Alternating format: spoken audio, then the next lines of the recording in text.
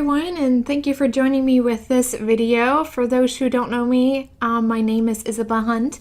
I'm a certified transformation coach, as well as public speaker and author of the book, The Power of Faith-Driven Success, and an empath warrior, as well as an emotions clearing practitioner.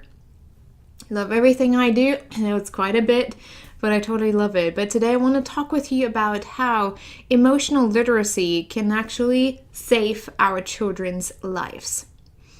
As you may have heard me talk about before, and there are a lot of scientists and researchers and psychologists that would agree with that, is that we in our world society are emotionally underdeveloped. And everything we forgot about in the way we connect with ourselves. I think if you look at older generations, it was always about surviving, or it was mostly about surviving and providing and having a family, having a job, and having a specific role that often we found our identity in the role that we played instead of our identity in who we are connecting deep within our heart. So already our parents and our grandparents probably even didn't even really understand what it means being emotionally mature, just responding to whatever showed up emotionally. We probably, maybe some of you have heard that growing up, man up. If a little boy cried, man up, you can't cry. What is wrong with you? And you can't be angry. Behave like a lady. And all those different things that we have heard in our mind gave us the illusion to identify emotions as bad and good, and when they are actually just there to guide us and to help us. And I had a really amazing conversation with Taylor Roxon this morning, and it was really, really inspiring to just talk to him. I mean, guys, he's accomplished so much in his life, from having a #1 successful podcast to speaking at the UN and having had a TED Talk. It was such an honor to just connect with him, but it reminded me like why I was speaking, and I was sometimes I wish I would just record every single call that I do, because I just get so passionate when I talk to someone and then I say things where I'm like, oh, I won't be able to remember what I just said. It sounded so good. But he also reminded me in general of why I started the work that I actually do today. And it was of bringing people together, especially interculturally. And since I understand what it means to live in different cultures and to travel a lot, when you grow up in Germany, you are automatically involved with a lot of different cultures and traditions and people from everywhere. But there's something unique about my approach coming from the gifts that I have as an empath. One, as you may know, is reading colors. Excuse me. Reading people's hearts. So what happens is, because I'm understanding the value of energy work, I'm also a healer, that I receive the vibration people's hearts send out, even remotely. And my brain translates what it receives into color, and each color has a specific meaning. It's almost like your heart is like, they don't hear me. You need to hear me and tell them. So I'm able to read hearts, and I know I'm not the only one, because there are people that wrote books about that. Like the girl who reads hearts is a really really cool book that again made it clear to me that there are more people than me. But what it actually helps me with is that I can look beyond culture, skin color, background. For me, it's the heart that speaks to me the loudest. That doesn't mean that I don't have my biases, that I don't have my opinions and my prejudice. Obviously, I'm also human as well, but I'm also aware of that. But the more powerful part is that I can read the heart of that person. And so I can see often things and how people can respond to each other in a more broader vision than maybe some people can. And it allows me to speak on topics in a way that really can bring people together.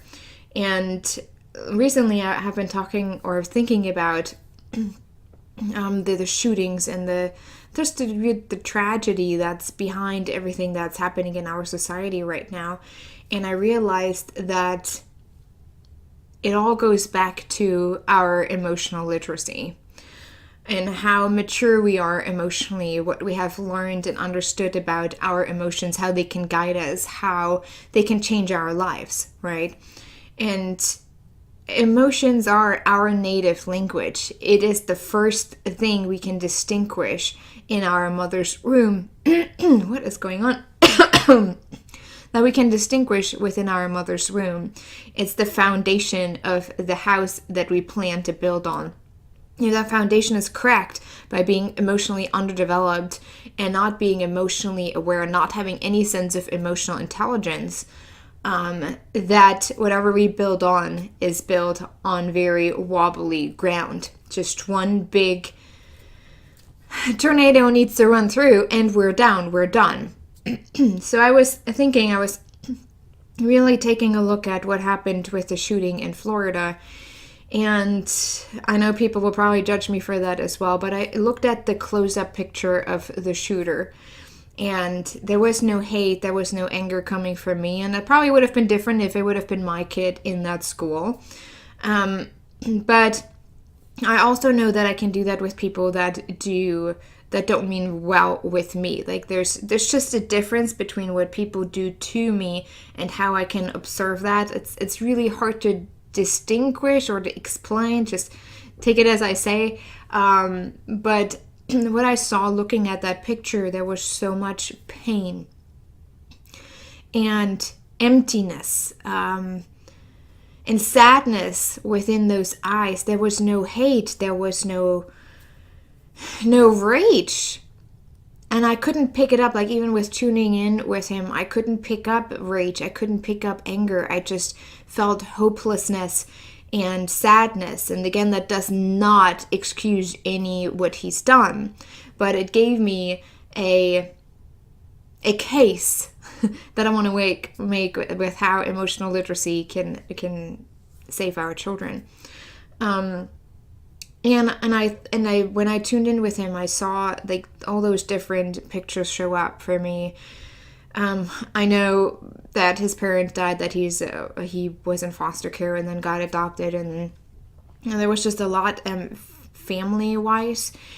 And I kept wondering, who was his mother? How did she feel during pregnancy? And there's another video about how your birth story influences your success. So whatever the mother feels during pregnancy influences what influences the child in who they become. For example, if the mom is very withdrawn, very negative towards the pregnancy, there is a very high chance that the child born ends up with depression, schizophrenia, and bipolar disorders growing up and as an adult.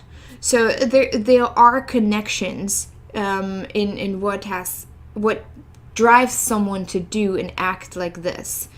Like, for example, the Sandy Hook shooter, when I looked at him, there was just pure craziness. It was almost like a demonic spirit that you could feel. It was just really ugly. I don't know. Like, I would have never wanted to get close to this guy.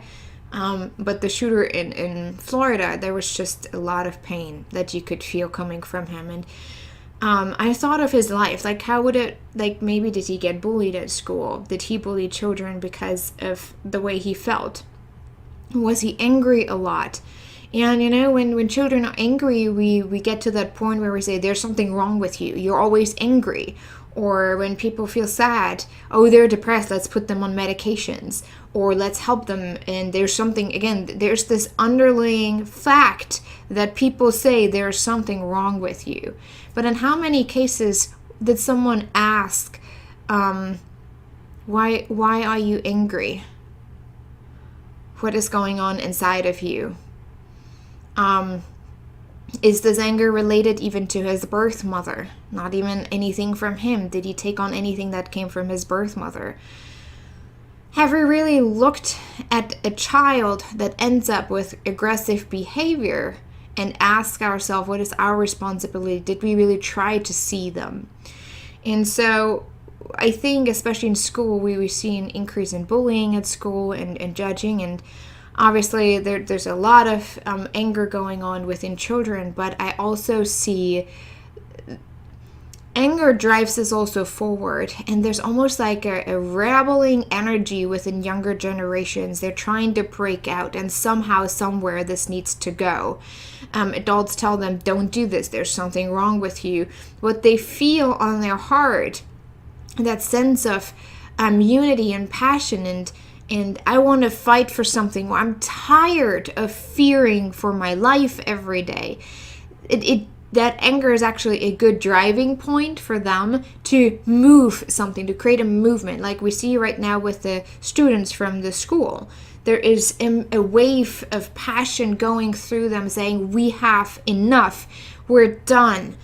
We don't trust you adults anymore to do something for us and with us, so we're doing it ourselves. And with everything that we have learned over our lifetime from our grandparents, our parents, who did grow up with, grow up, stop crying, what is wrong with you? There must be something, like if you're different, you don't fit in. If you don't fit in, obviously there must be something wrong with you.